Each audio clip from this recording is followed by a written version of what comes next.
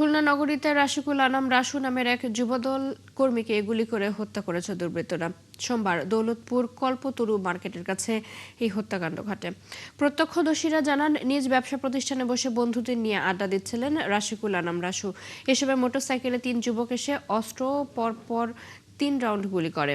একটি গুলি রাশিকুলের মাথায় এবং অন্য দুটি পিঠে বিদ্ধ হয়। এ সময় এলাকায় আতঙ্ক ছড়িয়ে পড়ে। দুর্বৃত্তরা পালিয়ে গেলে আশেপাশের মানুষ রাসুকে উদ্ধার করে খুলনা মেডিকেলে নিয়ে যায়। সেখানে চিকিৎসক তাকে মৃত ঘোষণা করেন। নিহত রাসু ছাত্রদল দৌলতপুর শাখার সাবেক সাংগঠনিক সম্পাদক ছিলেন।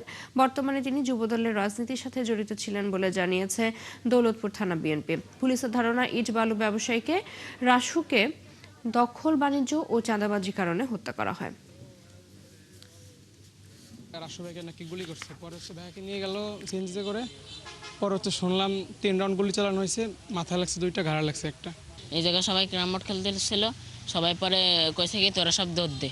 পরে সবাই বলে দৌড় দিছে, তারপরে আবার গুলি লোড করে বলে ওনার মাথায় মারিছে গুলি। ব্যবসা করতেন আর রাজনীতি করতেন, হচ্ছে সাবেক ছাত্র দল নেতা ছিলেন। এখন আমরা আমাদের 2টা টিম গঠন করে 2-3টা টিম গঠন করে আমরা বিভিন্ন জায়গায় প্রেরণ করছি, যাতে শর্ট টাইমে আসামি শনাক্ত এবং গ্রেপ্তার করে।